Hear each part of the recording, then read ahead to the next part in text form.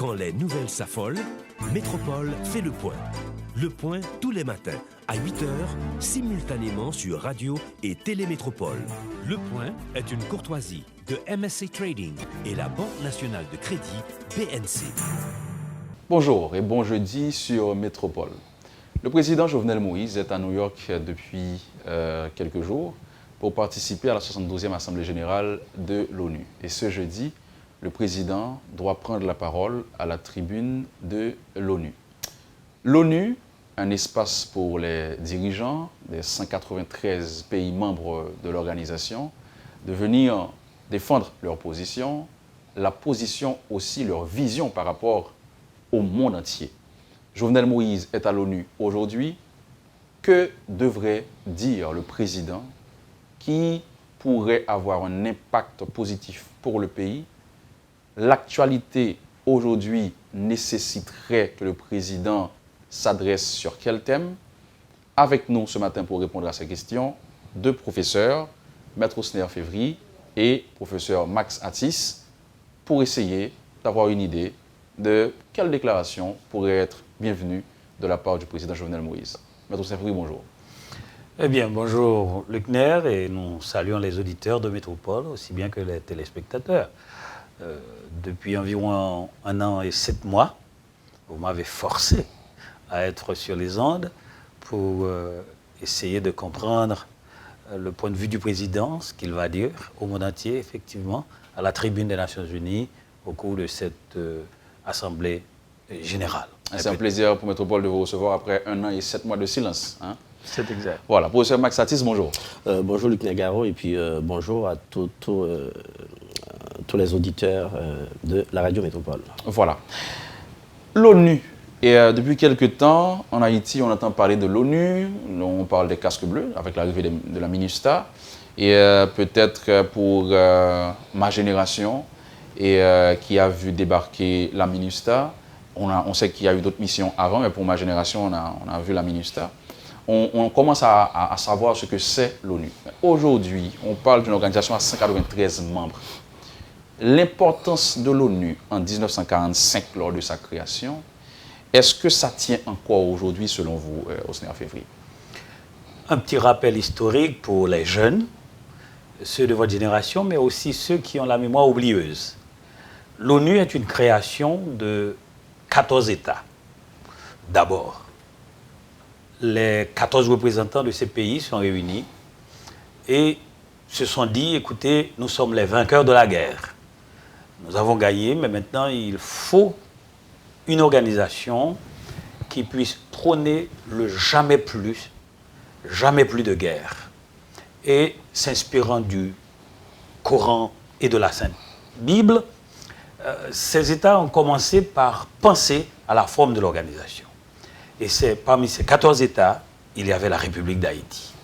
Et c'est quelque chose d'important pour que les jeunes puissent se souvenir de ne jamais l'oublier. Haïti a participé à la guerre. Haïti est donc sorti vainqueur de la guerre, même si vous vous ridiculisez en disant « Ah, Haïti aussi a participé à la Seconde Guerre mondiale ». Oui, Haïti a participé à la Seconde Guerre mondiale, Haïti a gagné la guerre, quand Haïti avait déclaré la guerre à l'Allemagne et au Japon. Et lorsque les vainqueurs se sont réunis, eh bien, Haïti était bien présente. Et à ce moment-là, pour fonder l'ONU, il n'y avait pas la France. La France était écrasée, broyée, Charles de Gaulle ne pouvait pas être là. L'Allemagne n'était pas là, l'Italie, le Japon n'étaient pas là. Et Haïti a demandé et exigé que le français soit une langue de communication aussi au cours de cette réunion. Et par la suite, d'autres vont se joindre à ces 14 États pour fonder cette organisation des Nations Unies. Donc Haïti est membre fondateur des Nations Unies. Et lorsque, en 1948, 3 ans plus tard, on va demander qu'il y ait un document qui reflète le point de vue général de tous les États membres, une déclaration générale des droits humains, eh bien écoutez, la vice-présidente, la femme du président des États-Unis et un grand Français plus un grand Haïtien, c'était les 3 qui ont préparé la Déclaration universelle des droits de l'homme, s'inspirant surtout de l'histoire d'Haïti, de nos constitutions. Émile Saint-Lô était donc le secrétaire rapporteur des travaux de cette déclaration. Et si vous savez comment fonctionnent en général les organisations internationales. Le secrétaire-rapporteur est souvent le cerveau de ce qui va être voté et signé par le président et le vice-président. Donc, nous avons 2 grands moments dans notre histoire liés à l'ONU, à un moment où il n'y avait que 3 États indépendants. C'était l'Égypte, l'Éthiopie et puis le Libéria. Il n'y avait que 3 États africains indépendants en 1945. Et Haïti va devenir président de la commission de décolonisation pour demander la libération d'un tas de pays en Afrique grâce à l'aide de Duvalier et de Charles de Gaulle. Ce sont donc des moments historiques dans l'itinéraire de l'ONU qui lient Haïti et les Haïtiens en général. Donc aujourd'hui, le président d'Haïti va s'adresser à l'Assemblée générale des Nations unies. C'est un exercice chaque mois de septembre jusqu'à janvier. Et les présidents vont s'adresser devant cette Assemblée de l'ONU qui est l'organe principal de l'organisation, qui a un rôle de délibération, qui a un rôle de représentation, qui a un rôle de négociation, bref, qui peut entendre jusqu'à modifier certains grands principes du droit international. Pourquoi cet exercice? Pourquoi chaque année, les 193 pays membres, du moins ses représentants, ses chefs d'État, doivent prendre la parole à la tribune de l'ONU? C'est un exercice à la fois de reddition de comptes et aussi d'exposition de la politique intérieure personnelle des États, en même temps visant à créer une synthèse pour promouvoir les grands buts, les grands objectifs fondamentaux de l'ONU. Ainsi donc, vous avez entendu M. Trump, représentant des États-Unis, s'adresser à ses ennemis, l'Iran, la Corée du Nord, qui sont des États voyous, et l'Amérique restera toujours forte.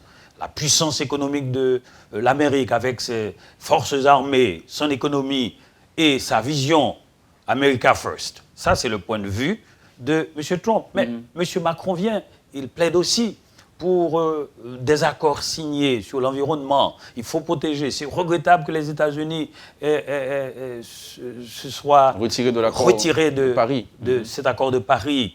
Et je mets en garde les États-Unis de se retirer de l'accord nucléaire avec l'Iran. L'Iran prend la parole et dit, écoutez, il y a un voyou, un vagabond qui s'appelle Trump. Eh bien, il répond à Trump qui a traité son pays d'État voyou. Donc, c'est une sorte de grande assemblée où les grands du monde et les petits veulent exprimer ou doivent exprimer leurs préoccupations, leurs politiques, et en même temps aussi tirer des points. C'est-à-dire, voici ce qu'ils veulent, voici ce qu'ils ne veulent pas. Maintenant, expliquer leur politique intérieure. Professeur Max Satis, 72 ans après, et l'ONU était fondée, comme vient de le dire Maître Snerferi, pour que plus jamais il n'y ait de guerre, pour prôner la paix. 72 ans après, si on devait tirer un bilan, selon vous? Justement, je ne voudrais pas revenir sur l'aspect historique de la création des Nations Unies, puisque Maître Snerferi a fait un brillant discours là-dessus. Cependant, l'aspect qui pourrait m'intéresser, c'est plutôt l'aspect pratique. Je pense que de 1945 à nos jours, l'ONU a fait son temps, notamment avec la chute du mur de Berlin en 1989, la dislocation du bloc de l'Est, notamment la dislocation du pacte de Varsovie, l'ONU n'est plus ce qu'elle fut. L'ONU, la mission de l'ONU doit être, je n'ai pas dit devrait être, la mission de l'ONU dans les années qui viennent doit être réorientée. Dans la mesure où, pour l'instant, l'ONU est dirigée par 5 pays, 5 pays qui sont les 5 membres permanents ayant droit de veto au sein du Conseil de sécurité. Ce qui se passe actuellement aux Nations Unies, permettez-moi l'expression, notamment à ceux qui ont des oreilles chastes, ici on fait de la masturbation intellectuelle. Ce qui se passe tous les ans au mois de septembre. Donc c'est pour la galerie, etc. Selon vous? Ce n'est qu'une grande messe pontificale. Il ne se passera rien de sérieux. Et dites-vous bien, s'il devrait se passer des choses sérieuses actuellement, c'est pas l'Assemblée générale des Nations Unies, c'est plutôt en marge de l'Assemblée générale des Nations Unies. Vous parlez des rencontres bilatérales. Tout à fait, hein, des rencontres bilatérales entre les différents chefs d'État et de gouvernement. Deux, il faut dire actuellement, l'ONU est dépassée dans la mesure où nous avons des puissances montantes, nous avons des puissances émergentes. Par exemple, nous avons l'Inde, nous avons le Nigeria, l'Afrique du Sud, hein, le Brésil. L'Allemagne également, qui a, entre-temps, qui a redoré son blason et qui joue sa partition au sein des grandes nations industrialisées, etc., etc. Donc, l'ONU, elle est dépassée. Donc, il va falloir voilà, qu'on dépoussière un petit peu, etc., permettant, excusez-moi du peu, comment pouvons-nous accepter que le continent africain ne soit pas présenté au Conseil de sécurité. Donc, on pense que l'ONU, elle est dépassée. Réorienter les grandes missions de l'ONU, c'est la position du professeur Max Satis. Et pour avoir maîtrisé ou encore pour... à partir de ce rappel que vous venez de faire, Maître Févry, vous pensez aussi qu'aujourd'hui il y a obligation ou nécessité que l'ONU revoie ses missions, réoriente ses stratégies? Oui, écoutez, effectivement, et quand on essaie d'établir un bilan de l'ONU depuis 1945, on va trouver... écoutez, un panier rempli de choses positives, un autre panier plus ou moins rempli de choses négatives. Écoute, quand on pense à des guerres entre les différents pays africains, et particulièrement le génocide Rwanda, Hutu, Tutsi, Hutu, écoutez, les États-Unis, l'ONU était présente. L'ONU a même un petit peu encouragé la capture, la liquidation de nombreux États africains. Et aujourd'hui que l'ONU veut promouvoir un droit international, mais là aussi c'est encourageant. Et si nous devons, nous autres Haïtiens, dresser le bilan de l'ONU, nous disons, écoutez bien, on ne peut pas comprendre que l'ONU ait choisi, en 2004, d'occuper et de placer sous tutelle, avec 28 armées en provenance de 28 pays, un État membre fondateur de l'ONU, au nom du chapitre 7, qui prévoit que dans une situation où la paix internationale est menacée, on peut appliquer le chapitre 7. Or, ce même chapitre 7 dit en aucun cas, on ne devrait penser à placer sous tutelle un État membre des Nations Unies. Donc, c'est est-ce que la réalité de 2004 n'exigeait pas une intervention, encore une aide de la part des Nations Unies? C'est la propagande distillée par l'ONU pour légitimer son acte illégal qui viole la charte de l'ONU, qui viole les conventions internationales et qui viole la constitution haïtienne et toutes les lois haïtiennes. C'est une anomalie historique, politique, juridique, etc. Donc la question de la MINUSTAH pourrait être interprétée comme étant une faille de l'ONU. Aujourd'hui, il cherche à corriger cette faille en disant, oui, d'accord, Haïti est stable maintenant, on va remplacer par une mission de justice, une mini-jupe. Mais, heureusement, la même charte de l'ONU a prévu que les moments de défaillance dans l'itinéraire historique de cette organisation peuvent être corrigés, et c'est l'Assemblée générale des Nations Unies qui a pour tâche de promouvoir la restructuration de l'organisation. Donc, de telle sorte qu'effectivement, quand les États parlent, les chefs d'État parlent, qu'ils dénoncent le caractère désuet du dysfonctionnement de certains organes de l'ONU, c'est toujours réconfortant d'entendre quand même que des États ont une vision pour réformer l'institution, comme M. Trump, même si certains États estiment qu'il est fou dans ses discours, mais il a un discours qui vise à promouvoir la restructuration de l'ONU et rendre l'ONU effective. Donc il s'aligne sur la position du professeur Oui, Max Satis. oui, justement, je ne voudrais pas prendre le professeur Osner Févry à contre-pied. Cependant, je n'accepterai pas qu'on dise que Haïti a été mise sur tutelle. Le 29 février 2004, le Conseil de sécurité s'est réuni à minuit. Ayant constaté que la paix et la sécurité internationale étaient menacées, une force a été constituée, etc., pour pouvoir intervenir en Haïti. Hein.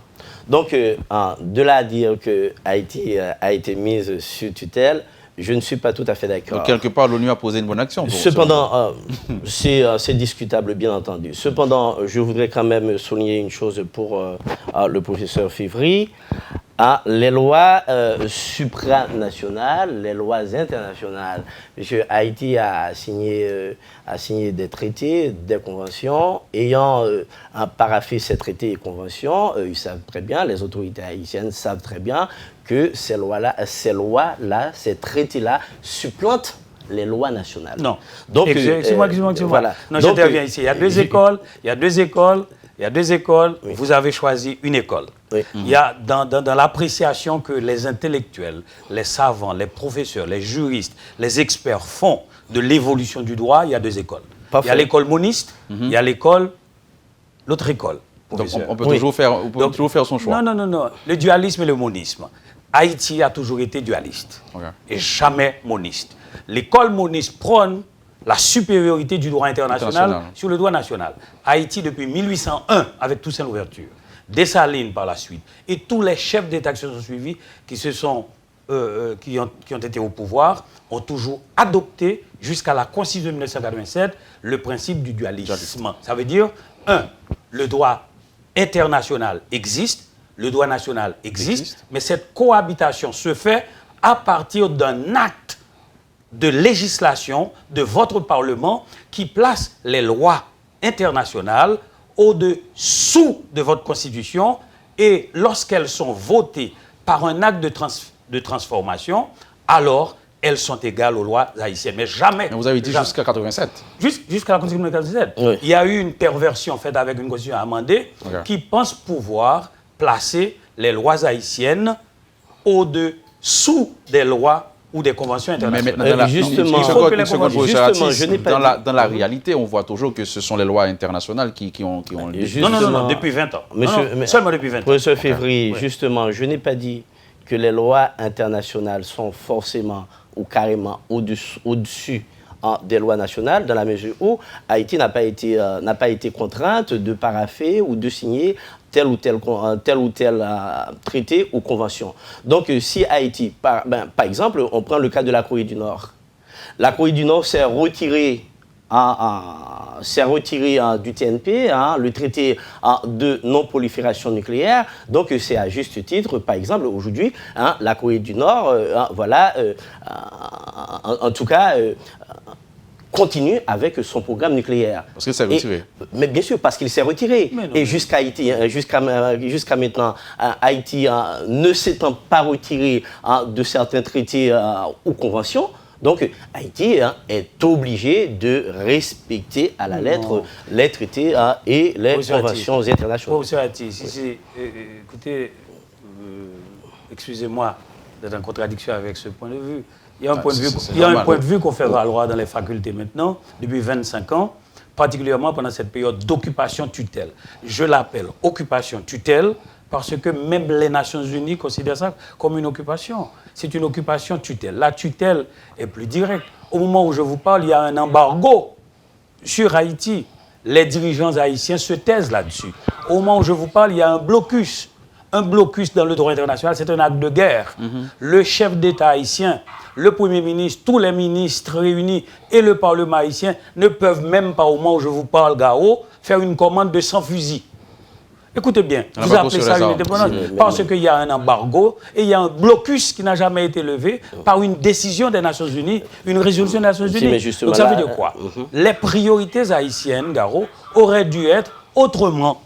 Moi-même, je fais partie de ceux qui regardent une maison et qui entendent déjà à l'intérieur discuter du rideau ou des rideaux de la maison, de la céramique à placer dans les toilettes et aussi du salon mal arrangé. Mais moi, je laisse la maison et je dis, waouh, mais cette maison est construite au bord d'une rivière, il pleut et il y a la ravine, il y a les eaux qui descendent. Donc, notre regard thessalinien, c'est un regard général, un regard de prospective générale, où je dis, tiens, mais la maison doit être reconstruite. La maison est en danger. La maison est en danger. Et puis les gens entament des discussions, eux, sur la couleur des Farfelu, rideaux, sur- sur les murs, les fenêtres. Non. Très bien. Oui, mais je dois tout de même souligner une chose, parce que Rapidement. là, il faut pas tout mélanger. Parler du tutorat par rapport à Haïti, c'est inacceptable, c'est inconcevable. Haïti a un parlement. Haïti, les élections sont organisées entre guillemets à intervalles réguliers. Vous avez un parlement, vous avez un exécutif, bien entendu un exécutif à deux têtes, vous avez un pouvoir judiciaire. Et maintenant dire que Haïti est mis sous tutelle. Mais est-ce que parce qu'on a un parlement et un là, exécutif... peut-être il y a un problème sémantique. Mais écoutez, et est-ce que Haïti est totalement libre de ses décisions quand, généralement, on sait, par exemple, en 2010, qu'un président a été imposé, que Hillary Clinton était là pour imposer, en fait, avec Cherry Mills, était là pour imposer un président. Mais je peux pas dire est-ce que généralement, les décisions sont prises de façon autonome? Mais je n'en sais rien, puisque vous êtes un État faible. Donc, lorsque vous êtes un État faible, forcément, vous n'avez pas les moyens de détenir tous les leviers politiques, économiques et autres. Actuellement, il y a une mission onusienne en République démocratique du Congo. La République démocratique du Congo est-elle sous tutelle? Je n'en sais rien. Vous avez une mission onusienne en Côte d'Ivoire. La Côte d'Ivoire est-elle mise sous tutelle? Je n'en sais rien. Peut-être qu'entre professeur Février et moi, il y a un problème sémantique. Très bien. Il y a un problème Il sémantique. y a un désaccord d'ordre idéologique aussi. Justement. Alors, monsieur- Par exemple, moi-même, je parlerai de... Si je parle de politique, je parlerai de tutelle. Si je parle juridique, je parlerai de tutelle déguisée. Voilà. Donc, on peut se rencontrer là-dessus. Mais, attention, il y a un désaccord d'ordre idéologique et de vision C'est plutôt générale. par rapport à la réalité. Mais on peut se mettre d'accord sur ce Sur certains désaccord. On ne va pas s'entendre au cours de cette émission. Justement. Moi, Maintenant, c'était bien, puisqu'il fallait globalement voir le sujet. Et venons-en maintenant à ce qui nous concerne. Jovenel Moïse est à New York pour participer à cette Assemblée générale de l'ONU. Bon, certains disent que c'est une perte de temps et que le président devait être ici à l'occasion du passage de l'ouragan Maria. Il y a toutes sortes de critiques, etc. Et si je comprends la position de Max Atzis, je vais dire qu'il peut s'aligner sur cette position, puisque si vous voyez que c'est une grande farce cette Assemblée, vous pouvez aussi dire que Jovenel Moïse pouvait rester en Haïti. Non, pas du tout. Je trouve que voilà, dans cette grande messe pontificale, voilà, le président haïtien doit avoir sa place. Pour faire quoi maintenant? Écoutez, ne serait-ce que pour faire de la masturbation intellectuelle comme les autres, pour se montrer. Donc c'est utile en quelque sorte. C'est quand même utile. C'est quand même utile parce que c'est l'occasion donnée notamment aux chefs d'État et de gouvernement des pays périphériques pour pouvoir se montrer. Regardez, le professeur Février a fait allusion au discours du président iranien, le président Hassan Rouhani. Donc écoutez, voilà, il y a le discours du président Trump, etc. C'est une grande messe pontificale, certes, mais bon, on est quand même en politique. Des fois, la forme est plus importante que le fond. Très bien. Maintenant, le président devrait être là pour se montrer. Oui, mais pour dire quoi? Maintenant, pour bien paraître, justement. Pour bien paraître, justement. Ce matin, Jovenel Moïse, par rapport à l'actualité mondiale et notre actualité ici en Haïti, devrait intervenir sur quel sujet pour bien paraître? D'abord, au 5 février. En communication, on est le produit de son milieu, de son vécu et de l'ambiance sociétale, politique ou autre dans laquelle on a vécu et dans laquelle on croit. Écoutez, M. Jovenel Moïse est un chef d'État. Mais les vulnérabilités du président Jovenel Moïse vont avoir des répercussions aussi dans et sur ses discours, que ce soit à l'ONU ou en Haïti. Il parle du budget et il parle de ces gens qui sont des corrompus qui s'opposent à son budget. C'est peut-être une façon maladroite de tenter de résoudre un problème politique. Il va à l'ONU, je ne sais quelle autre erreur il va commettre. Mais l'ONU eût été l'occasion exceptionnelle pour notre chef d'État de poser les grands problèmes d'Haïti, victime de la violation depuis environ une quinzaine d'années de la charte de l'ONU. Haïti, membre fondateur de l'ONU, on a vu une résolution qui envoie, au nom du chapitre 7, des forces armées occuper ce pays après que M. Clinton ait lui-même, quelques années auparavant, détruit les forces armées. Donc, premier sujet, la MINUSTAH. Monsieur Jovenel aurait pu poser en termes de priorité. Bon, ça, c'est ma vision personnelle. Tout à fait. C'est pour ça que vous êtes là, bien sûr. C'est ça. Monsieur Jovenel aurait pu poser. C'est l'occasion et c'est le lieu par excellence. Il ne peut pas se présenter directement devant le Conseil de sécurité des Nations Unies, sauf peut-être par État interposé. C'est la Chine et la Russie qui ont défendu Haïti pour dire que Haïti est occupé. Haïti est placé sous une tutelle déguisée il y a 1 an. Et finalement, avec des tractations avec le représentant du président Trump, on a pu demander la fin de la MINUSTAH. Ce n'est pas Haïti qui a demandé la fin de la MINUSTAH. C'est la Chine, la Russie, le Brésil et les États-Unis qui ont dit que ce n'est pas possible de faire ça à Haïti. Donc, aujourd'hui, M. Jovenel aurait pu se présenter en victime. 1. Des maladies infectieuses telles que le choléra qui ont été transmises ici dans ce pays par les forces de l'ONU. Et ces milliers d'enfants sans papa qui sont nés des œuvres de ces casques bleus et tant d'autres actes abusifs encore de viol de nos petits garçons. Et il y a des rapports scientifiques avec l'aide des savants américains qui ont été produits pour dire que Haïti est une victime. Donc c'était le moment, économiquement parlant aussi. Question de stabilité, vous savez que ça c'est là la farce. Question de stabilité. Est-ce qu'en 14 ans, la MINUSTAH a stabilisé les institutions? Très bien. Pour avoir ces gens, ces types de gens, est-ce qu'on a dressé le profil du type de gens que nous avons qui sont dans la gouvernance haïtienne au niveau du pouvoir politique, au niveau d'un CSPJ bidon qu'on nous a donné, au niveau de ce Parlement où il y a des gens produits de l'idéologie de la MINUSTAH des forces d'occupation? Réponse, non, c'est pas possible. La MINUSTAH n'a pas stabilisé nos institutions. Donc là, selon Osner Février, on comprend que l'un des sujets phares aurait pu être la MINUSTAH. La MINUSTAH, oui, la MINUSTAH et ses conséquences, bien sûr, choléra et tout. On va voir. Je ne prendrai pas mettre Février en contre-pied. Non. Vous avez vos propres idées. Premièrement, il a parlé du budget du président de la République. Le budget n'est pas celui du président de la République. Le budget, c'est un budget national. Ça, je voudrais quand même faire ce rappel pour M. Février. Je suis sûr qu'il le sait. Ce n'est pas le budget du président. Non, il a dit que c'est le budget du président de la République. Alors que le budget, il est national. Bref, ça c'était juste un petit rappel. Moi, je ne pense pas être ici pour parler de la MINUSTAH. La MINUSTAH est-elle légale ou illégale, etc.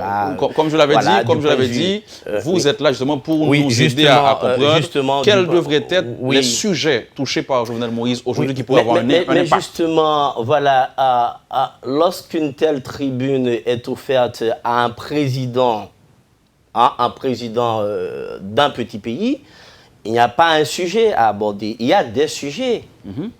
Il y a des sujets parce que ce n'est pas une tribune qu'on va retrouver à longueur de journée.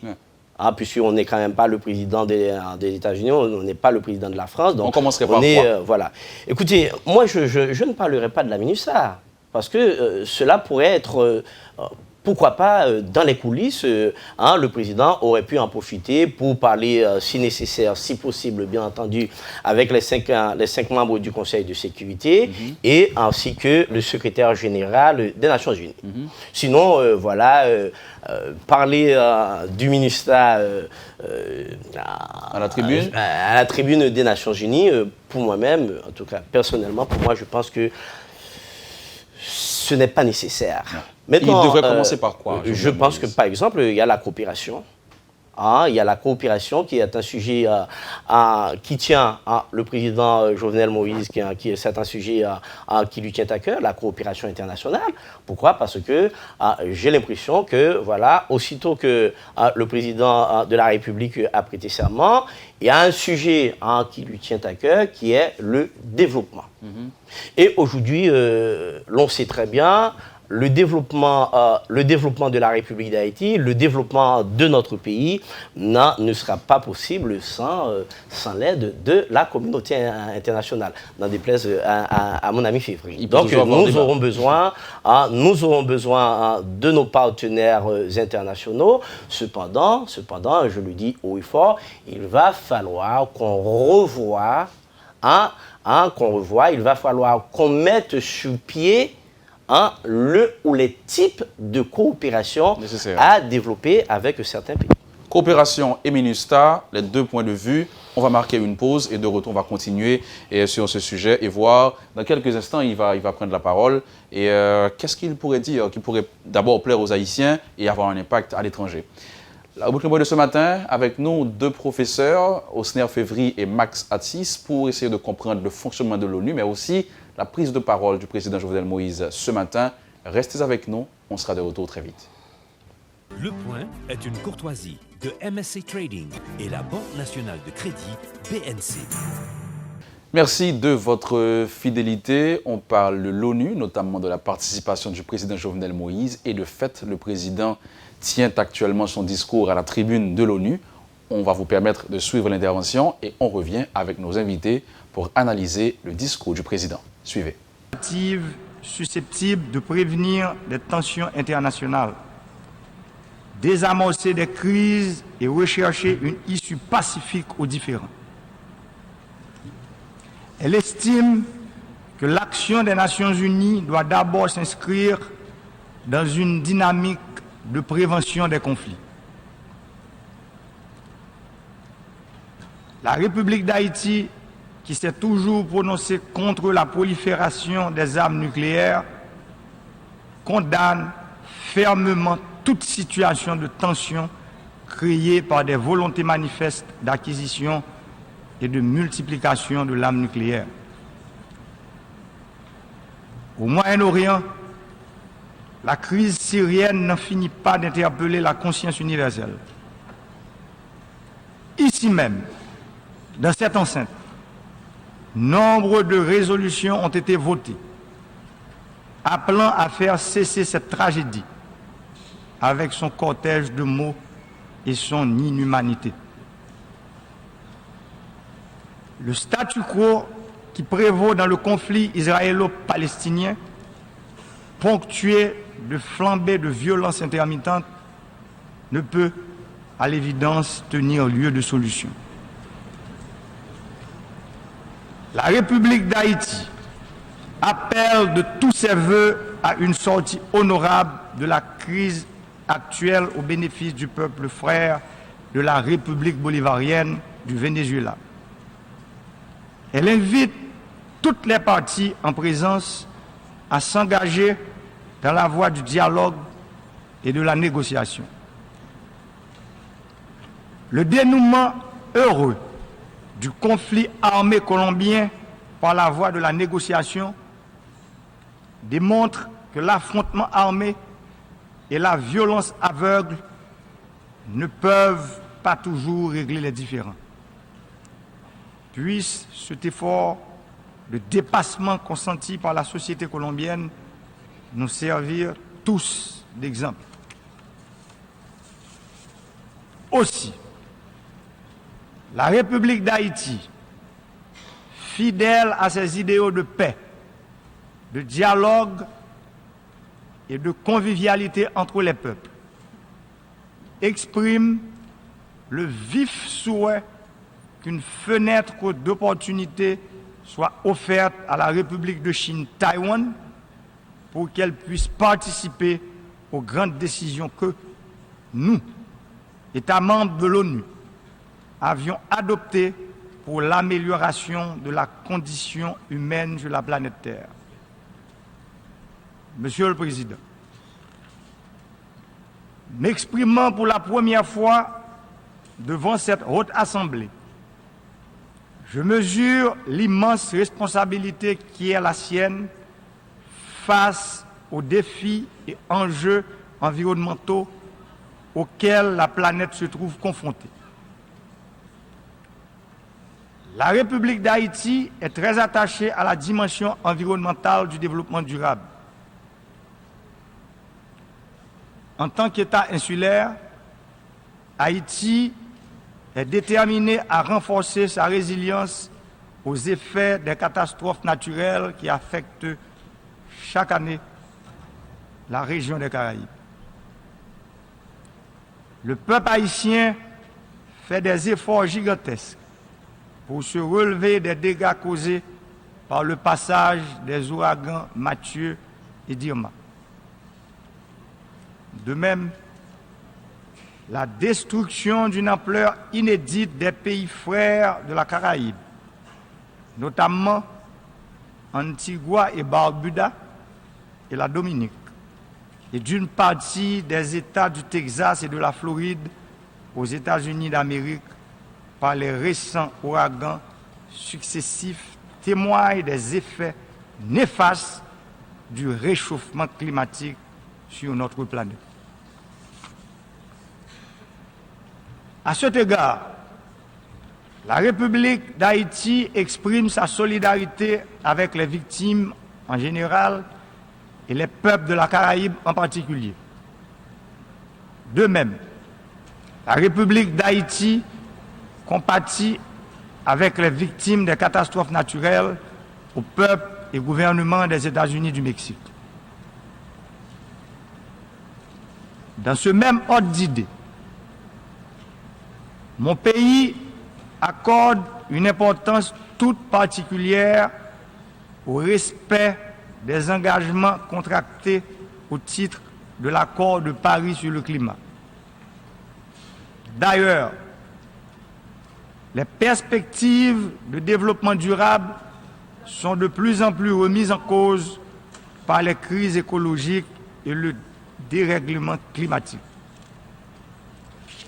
Aussi, nous souhaitons que les pays émetteurs de gaz à effet de serre contribuent des ressources nécessaires à la mise en œuvre effective de l'accord de Paris.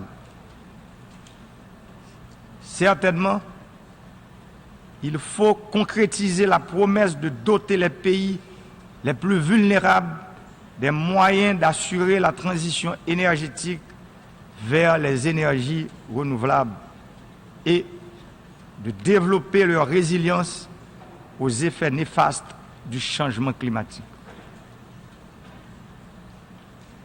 Dans la Caraïbe, en Haïti en particulier, les derniers événements climatiques nous rappellent à quel point le changement climatique affecte nos pays.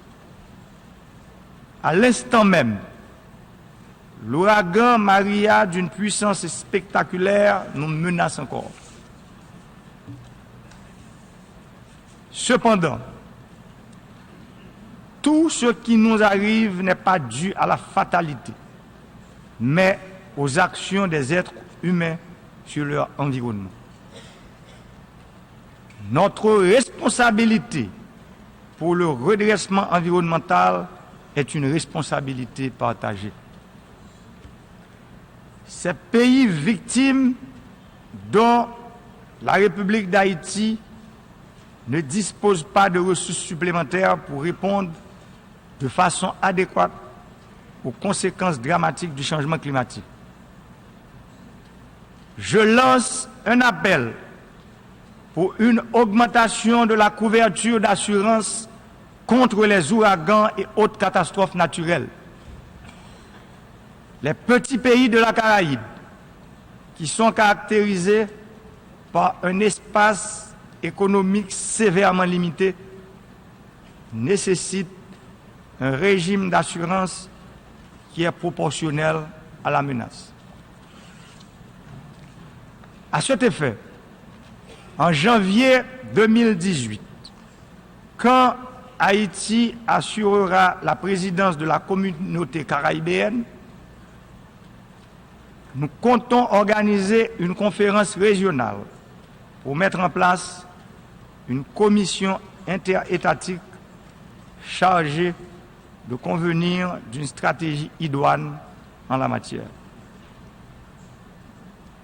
Il s'agira d'une suite logique de l'appel de la République d'Haïti lors du 5e sommet de la plateforme mondiale pour la réduction des risques de catastrophes tenu à Cancun en mai dernier, pour la création d'un fonds régional destiné à financer les programmes d'atténuation des effets des catastrophes naturelles dans la région. Ce fonds serait alimenté sur la base d'un pourcentage du produit intérieur brut des pays affectés et par les pays développés, émetteurs de gaz à effet de serre. Haïti profite de cette tribune pour lancer un appel aux pays membres de l'ONU affectés par le changement climatique à adhérer également à cette démarche. Monsieur le Président, l'année 2017 marque incontestablement une rupture avec la situation d'instabilité qui a si lourdement entravé le développement de la République d'Haïti. Depuis mon accession à la présidence, le 7 février, mon administration n'a ménagé aucun effort pour consolider la démocratie et l'état de droit en déployant des efforts pour la création des conditions propices au développement socio-économique et la stabilité politique et sociale. D'abord, le gouvernement haïtien, sans embâche, s'attaque à la corruption, la surfacturation dans les contrats publics, l'utilisation abusive des biens de l'État, les chèques d'employés fictifs facilités par de corrupteurs et des corrompus qui, par leur forfait abject, subtilisent le fruit de l'éducation aux enfants du peuple haïtien. La corruption sous toutes ses formes gangrène et atrophie l'économie. Elle a fragilisé profondément la fondation politique et elle a déstabilisé le tissu social du pays. La corruption est un crime contre le développement. Les milliards de dollars dépensés en Haïti au cours des dernières décennies aboutissent parfois à certains contrats qui déstabilisent l'économie nationale, et ce, au détriment du peuple haïtien. Il est donc temps que l'aide publique au développement et nos ressources internes servent l'intérêt de la nation haïtienne tout entière. La corruption prive le gouvernement haïtien de ressources suffisantes pour fournir les services de base à la population. La corruption, si elle n'est pas enrayée, continuera à alimenter l'instabilité politique et sociale en Haïti. Elle prive la grande majorité des Haïtiens d'une distribution adéquate d'énergie électrique, d'une éducation de qualité à tous ses fils et ses filles, de l'eau potable et d'opportunités économiques et sociales. Pour renverser ce phénomène dévastateur, le nouveau leadership haïtien mène une lutte acharnée contre la corruption. S'agissant de l'administration publique, le gouvernement s'attelle, à travers 5 priorités dégagées des objectifs du développement durable, de concert avec le Parlement, à renforcer les institutions républicaines pour mieux fournir aux citoyens l'accès aux services publics. Cette politique se concrétise par la caravane du changement, une stratégie conçue pour fournir l'électricité 24 heures sur 24 à l'aide des énergies propres, reboiser le pays, gérer l'eau de surface, irriguer les terres agricoles, curer les rivières qui constituent une menace environnementale et combler le déficit de logement et de 12 000 salles de classe à travers le pays. Aussi, s'agissant de l'état de droit, les mesures en cours visent à garantir l'indépendance et à accroître l'efficacité de l'appareil judiciaire, renforcer la lutte contre la corruption, la contrebande et l'impunité, renforcer la sécurité publique par l'amélioration continue des capacités de la police nationale, parallèlement à la remobilisation en cours des forces armées d'Haïti. Désormais, doté d'une nouvelle orientation clairement axée sur le développement, et ce, conformément à la Constitution. Si la communauté internationale a passé 13 années à appuyer la sécurité nationale et publique d'Haïti, si à chaque catastrophe naturelle, les pays amis viennent au secours du peuple haïtien, cela indique que le pays a besoin d'une force de défense. C'est pourquoi Haïti, après le départ de la MINUSTAH, par étapes, mettra en place une force militaire pour accomplir 3 missions. Une unité de génie capable de contribuer aux grands travaux d'infrastructure et qui peut intervenir après les catastrophes naturelles. Une unité d'aviation capable de former des jeunes en mécanique aéronautique et en pilotage d'aéronefs et d'hélicoptères suite aux catastrophes naturelles. Une unité médicale capable de soigner les victimes de catastrophes naturelles et de soigner les résidents des endroits les plus reculés. Sur le plan économique, malgré la faiblesse des ressources nationales, le gouvernement mobilise tous les leviers dont il dispose pour permettre à l'économie de renouer avec la croissance. Déjà, par un agenda législatif conjoint des pouvoirs politiques, 8 des 9 lois pour améliorer le climat des affaires ont été promulguées cette année. De même, par sa politique énergétique, mon administration prend les mesures nécessaires, mais politiquement périlleuses, pour remettre l'économie d'Haïti sur le chemin de la croissance et créer des emplois décents pour la population, surtout pour les jeunes qui sont inquiets pour leur avenir.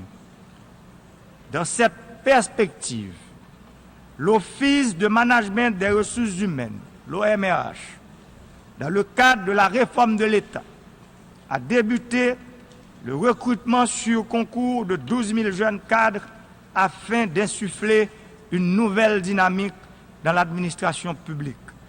Ils remplaceront les fonctionnaires qui sont en âge de retraite. Nous sommes déterminés à fournir d'autres alternatives, surtout aux couches les plus vulnérables, pour qu'elles n'aient pas à s'expatrier, parfois au péril de leur vie, à la recherche d'une meilleure condition d'existence. Il est inadmissible qu'Haïti soit un pays que les jeunes fuient en quête d'opportunités, tant la corruption et la destruction des institutions nationales ont élargi l'écart entre le citoyen et l'État. C'est pour nous l'occasion de remercier tous les pays amis de la région qui accueillent des migrants haïtiens sur leur territoire. Aussi, continuons-nous de contribuer activement aux efforts engagés par la communauté internationale en vue de l'adoption en 2018 d'un pacte mondial pour des migrations sûres, ordonnées et régulières. Monsieur le Président, le gouvernement haïtien a entrepris des efforts pour la redynamisation du secteur agricole à travers la stratégie dite Caravane du changement. Tous les départements géographiques bénéficieront des actions des pouvoirs publics en vue de mettre en valeur leur potentialité de développement économique et social. Nous avons déjà démarré dans une partie de l'Artibonite, dans le sud, la Grand'Anse et l'Aisne. Par cette stratégie, l'État, jadis moribond, entreprend en série des travaux longtemps négligés, mais qui sont indispensables. Nous entendons mener toutes les actions nécessaires pour stopper la dégradation accélérée de l'environnement et rendre Haïti plus résiliente au changement climatique, améliorer les infrastructures publiques essentielles, accroître la prestation des services de base à la population, stimuler le secteur privé et l'investissement direct étranger. Il s'agit surtout de créer les conditions propices à une croissance forte, soutenue, inclusive et créatrice d'emplois. Notre objectif, à terme, est de faire d'Haïti une destination d'investissement. Le peuple haïtien est conscient d'être le premier responsable de son développement, qu'il lui appartient d'organiser son pays souverainement. Toute notre action sur le plan économique se focalise sur une utilisation rationnelle de nos moyens. Nous sommes en train de faire le maximum avec le peu dont nous disposons. Monsieur le Président, tout en remerciant vivement l'ONU pour son engagement en Haïti, je m'en voudrais de ne pas rappeler deux situations fort regrettables qui ont résulté de sa présence dans le pays. D'une part, les actes odieux d'exploitation et de violence sexuelle commis par certains soldats de la paix ou d'autres membres du personnel. Et d'autre part, l'introduction de l'épidémie de choléra en Haïti.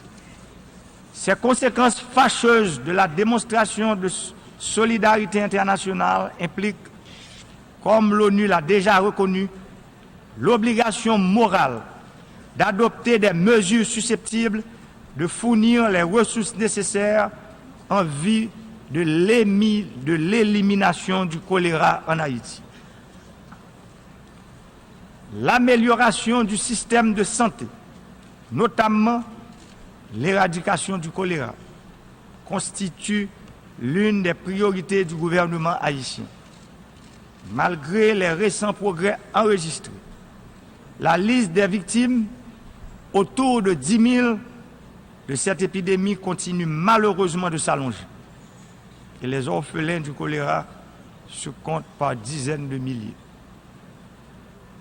Le moment est donc venu pour l'ONU de donner tout son sens à ces nobles idéaux, fondamentalement basés sur le respect des droits humains, en prenant toutes ses responsabilités dans une situation qui a causé de graves préjudices au peuple haïtien.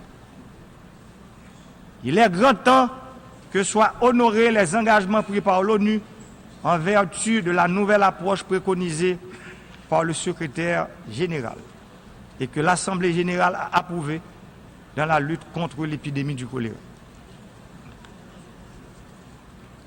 Nous nous associons donc à l'appel urgent lancé par le secrétaire général Antonio Guterres pour la dotation du fonds d'affectation spéciale en vue de la mise en œuvre intégrale des deux volets de la dite nouvelle approche. Nous saluons également la décision de l'Assemblée générale de réaffecter une enveloppe de 40,5 millions de dollars provenant du budget 2015-2016 de la MINUSTAH à la lutte contre cette épidémie. Nous souhaitons que cet exemple soit suivi par d'autres partenaires internationaux. Nous voulons assurer une prestation adéquate de soins aux malades, l'indemnisation prévue des victimes et de leurs proches, ainsi que l'aménagement des systèmes d'adduction d'eau potable et d'assainissement en Haïti par la Direction nationale de l'eau potable et de l'assainissement, la DINEPA. Monsieur le Président, la République d'Haïti s'engage résolument dans la voie du progrès et du renforcement de l'état de droit. Certes, il reste encore des chantiers inachevés. Le nouveau leadership d'Haïti ne ménagera aucun effort pour entreprendre les grandes transformations nécessaires pour relever l'État de sa douloureuse et pénible léthargie. Le gouvernement haïtien œuvre inlassablement pour garantir la sécurité et le bien-être de sa population. Ce sont les conditions indispensables pour atteindre les objectifs de développement durable. La stabilité politique est le premier des biens publics, comme je l'ai bien dit dans ma campagne électorale. À cet effet, j'entends poursuivre le dialogue que j'ai entamé la semaine dernière sur l'institutionnalisation de la vie politique auquel presque tous les partis politiques représentés au Parlement et dans les collectivités territoriales ont pris part. De même, Dans les semaines qui suivent, mon administration entreprendra les états généraux sectoriels de la nation en vue d'instaurer la stabilité requise pour entreprendre un programme de développement économique et social sur une période de 25 ans au moins. Monsieur le Président, les acteurs économiques, politiques et sociaux haïtiens sont conscients de l'impérieuse obligation qui leur est faite de préconiser la paix sociale en vue de réaliser le destin qui est réservé à notre noble et grande nation. La République d'Haïti, le berceau de la liberté, de l'égalité et de la fraternité. Je vous remercie. Bien. OK. Cette fois-ci, Mapete. On behalf of Au nom de l'Assemblée générale, je... Voilà pour le discours, l'intervention du président Jovenel Moïse à la tribune de l'ONU. Vous avez pu suivre ça avec nous. Alors, messieurs, on n'a pas beaucoup de temps, on n'a plus beaucoup de temps. On va faire un exercice peut-être difficile, mais rapide. Maître Ousner Févry, un point fort et un point faible du discours du président. C'est un très beau discours, bien écrit, bien lu par le chef de l'État, avec des convictions.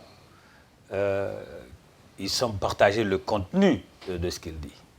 Le point faible, c'est que c'est un discours qui aurait dû être réservé à une séance extraordinaire et à l'ouverture de l'Assemblée nationale devant le Parlement haïtien.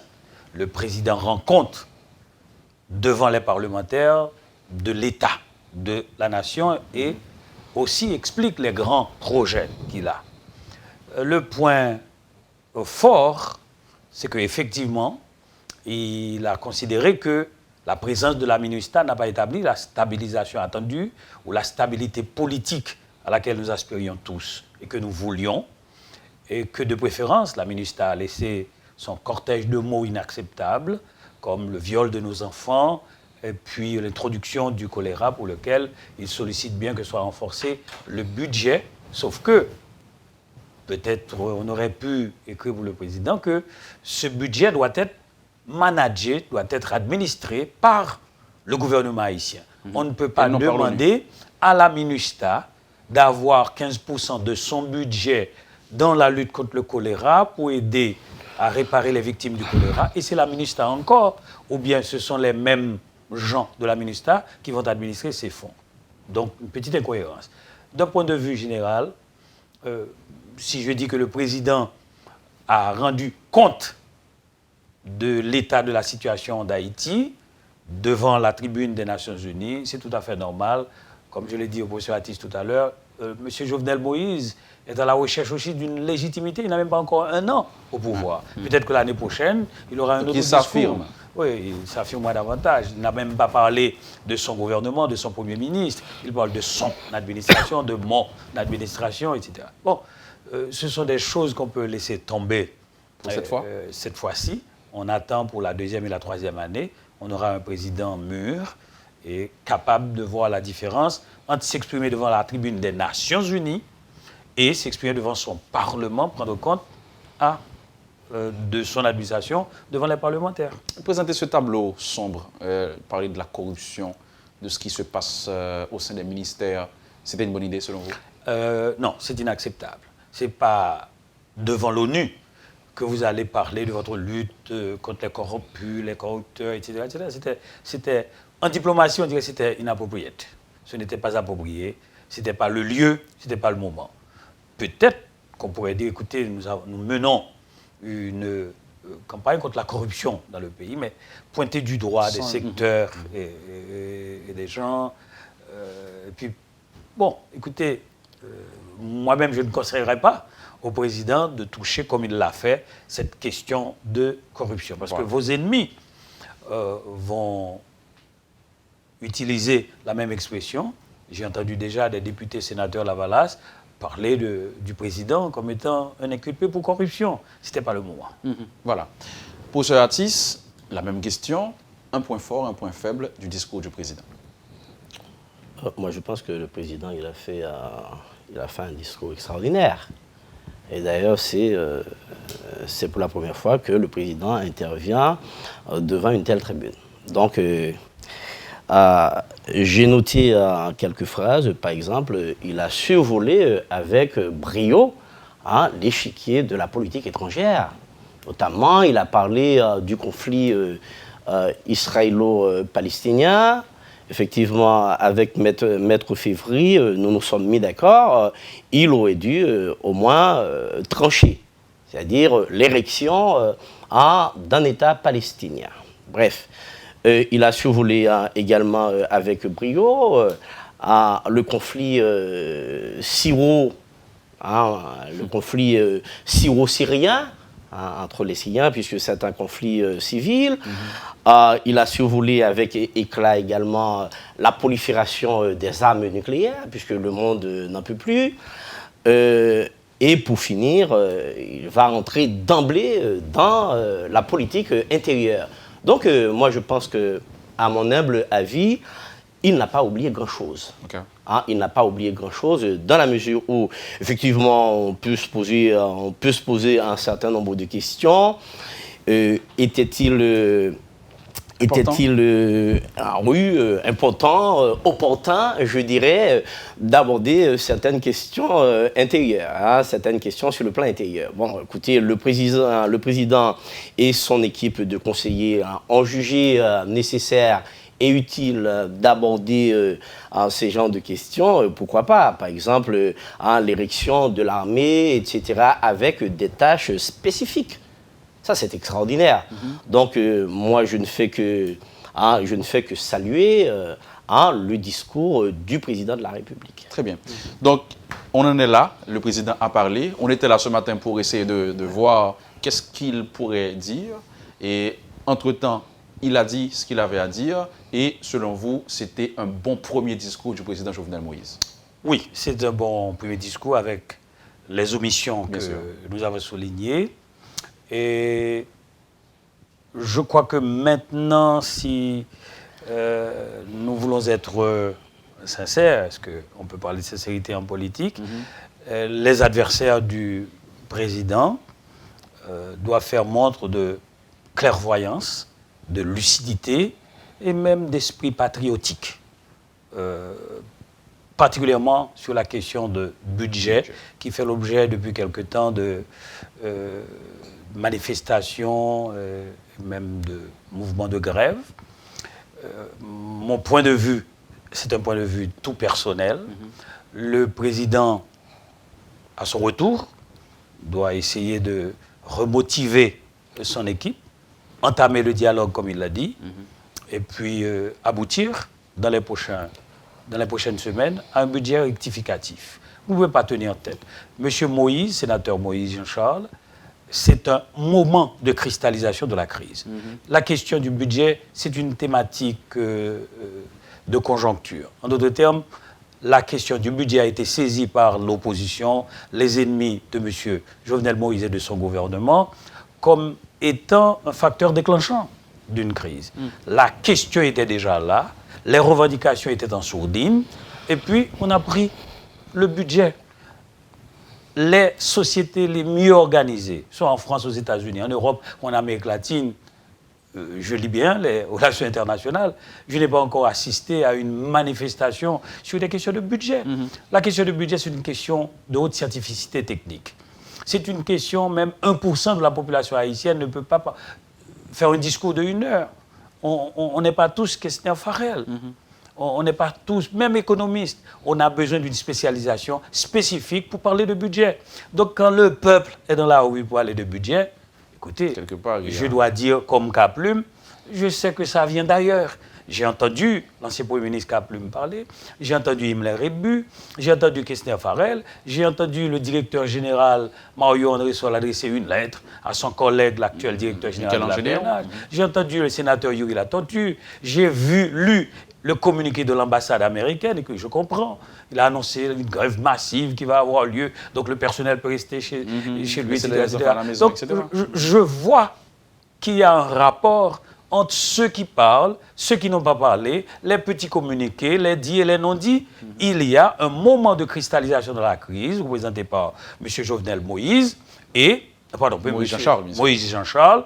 Et facteur déclenchant, on parle de budget. Très bien. Maintenant, on peut parler peut-être du discours du président dans les prochains jours. Ce que je souhaite, c'est que le président rentre, il entame des négociations avec l'opposition et aboutisse dans les prochaines semaines à un budget rectificatif. Max Satis. Oui, justement, je vais abonder dans le même sens que le professeur. Au moins pour cette fois. Voilà, vous voyez, on peut toujours s'entendre. On se met toujours d'accord sur les désaccords. Effectivement, avec le professeur Févry, et effectivement, le président, de ce côté-là, il a été correct. C'est-à-dire, indirectement, il a appelé tout le monde, tous ses détracteurs, les détracteurs du budget, entre guillemets, parce que tout le monde sait que voilà, s'il y a autant de manifestations, cela n'a rien à voir avec le budget. Les gens, certaines personnes, certaines familles qui ont toujours monopolisé l'économie de ce pays, voilà, ces familles-là ont... Voilà, il y a des mains cachées. Donc moi, je pense que le moment est venu pour que le président appelle tout le monde autour d'une table de négociation afin de sortir ce pays des ornières de la misère. Parce que plus de 200 ans, c'est ce qu'on a comme pays. C'est inacceptable. Et c'est ce que le président prône dans tous ses discours. Il dit qu'il est inacceptable, après 200 ans, c'est ce qu'on a comme pays. Donc le président, il veut se donner des moyens, donner des moyens à son gouvernement pour que d'ici quelques années, Haïti puisse sortir des ornières de la misère. Mais pour ce faire, voilà, tous les Haïtiens. Parce que le développement, ce n'est pas l'affaire du président, le développement, ce n'est pas l'affaire du gouvernement. Je pense qu'en effet, le développement, c'est l'affaire de tous les Haïtiens. Et c'est la raison pour laquelle le président appelle tous les Haïtiens, voilà, à se joindre à lui pour qu'on puisse voilà, propulser ce pays au rang... pourquoi pas, au rang d'une puissance acceptable. C'est un grand appel. Ok, le dernier mot. Je vois quelque chose à ajouter, Gao. Hier soir, j'ai entendu et suivi un autre discours du président en créole, cette fois-ci à l'église croisade des pêcheurs d'hommes à New York. Le président a été très direct et dans ses explications à la communauté haïtienne de New York, il a fait le travail de ses conseillers en communication. Moi, quand j'ai entendu le président, il dit tiens, il y avait tout ça, il y avait tout ça, il y avait tout ça. Il a été très, très, très adroit. Alors, c'est ça la chose. Direct. Et je crois, sans me faire pincer les oreilles, que le président Jovenel Moïse a été un petit peu plus à la défense, pas à la défense, mais il a défendu davantage la question du budget approuvé par le Parlement que ne l'ont aidé ses conseillers. Parce que moi-même, je ne vois pas d'autre issue pour un président qui, au nom de l'exécutif, avec son Premier ministre, soumet un budget au Parlement. La Chambre des députés, la Chambre du Sénat, le Sénat de la République vote, approuve. Et aujourd'hui, vous me dites, est-ce qu'on doit publier? J'ai toujours été en faveur de l'institutionnalisation de la vie publique. Il fallait jouer le jeu institutionnel, publié. Maintenant qu'il a publié, il ne faut pas non plus négliger l'opposition de la rue, les manifestations. Il faut négocier et avoir, ce que j'ai dit, nous sommes d'accord là-dessus, un budget rectificatif. Voilà. Messieurs, c'était un plaisir. On a fait le tour. Je crois qu'on a été utile ce matin. Professeur Max Satis, professeur des relations internationales, et Maître Osner Févry, professeur de droit criminel international. J'ai bien dit, oui. Voilà, on a fait le tour, messieurs. Merci. Excellente journée et merci d'avoir répondu à l'invitation de Métropole. Merci, Garo. Merci. Merci à vous aussi d'avoir suivi la rubrique Le Point. Ce matin, on était un petit peu particulier avec le discours du président. Restez avec nous. Excellente journée. Bon jeudi rétro sur Métropole. Mon nom, c'est Luc Niagaro. À bientôt. Quand les nouvelles s'affolent, Métropole fait le point. Le point tous les matins à 8h, simultanément sur Radio et Télémétropole. Le point est une courtoisie de MSC Trading et la Banque nationale de crédit BNC.